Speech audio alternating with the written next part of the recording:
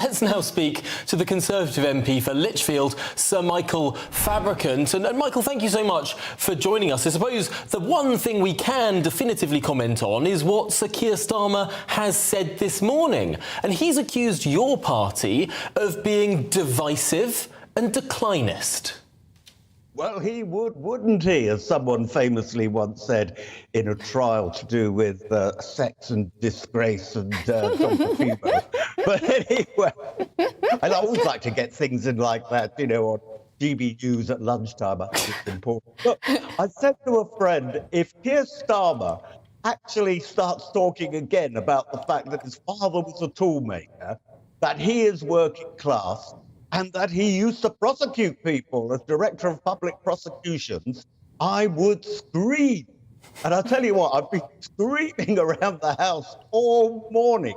I mean, there was absolutely nothing said in the speech of any substance at all. It was all about what he would do and the wicked Tories, only what he would do was no detail whatsoever, nor how he would pay for it, as in fact Chris Hope has already pointed out. The problem is, though, Michael, Sir Keir Starmer may not have much charisma or indeed that much detail on his policy proposals, but unfortunately for the Conservative Party, Rishi Sunak isn't polling very well. It doesn't seem like the public have much trust in him as leader. So what is Rishi Sunak going to say today that was going to suddenly galvanise support that has been lost to Sir Keir Starmer? I don't know what he's going to say today. I'll be watching like you. It'll be interesting to see. Oh, Michael, I thought you were going to give us, you know, some secrets. Well, I would like to claim that I've actually written this speech, but you know what? I haven't. But you know, back to just Keir Starmer and Rishi Sunak, you know, he was talking about all the sorts of things that the government has done, and it's completely untrue. Like, for example, he said, oh, the economy crashed under the Tories. We're actually the fastest growing, over the last 10 years anyway, the fastest growing economy in the G7. And while at the moment we're flatlining, Germany is in very, very deep recession.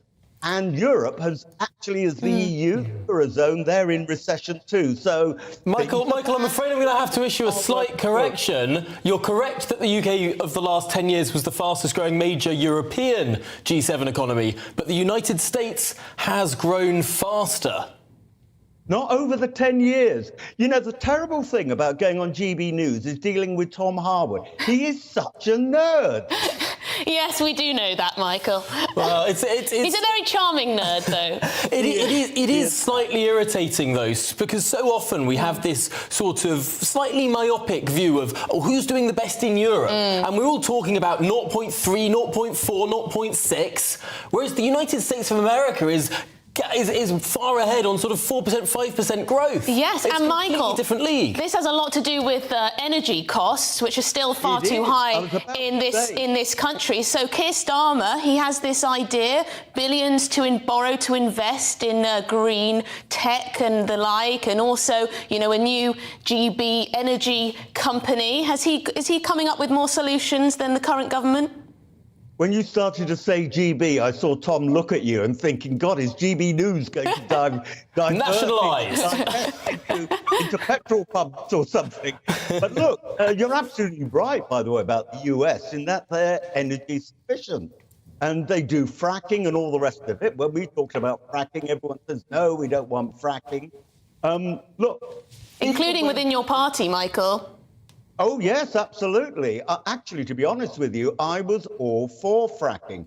You know, I've got a sort of engineering background. But when you're talking about digging deeper than Mount Everest is high, all the talk about, you know, earthquake, contaminating water level just doesn't apply. But anyway, now I know I'm going to get 10,000 letters from people all saying, bloody hell, Fabricant's talking about fracking again. But anyway, that's beside the point. Look, what is the point is that they're energy sufficient. And I haven't heard anything from Starmer about how he's going to make the UK energy sufficient. It's just talk, and absolutely no detail at all. But then I guess because he's so many points ahead in the polls, he thinks he can get away with it.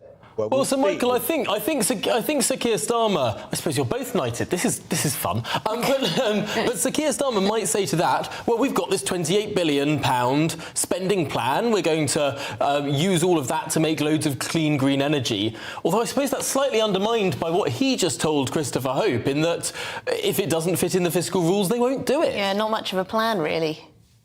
Well, I remember when Tony Blair came in 1997, and he was stymied for the first few years because he said he would stick to the same spending plans as the Conservatives.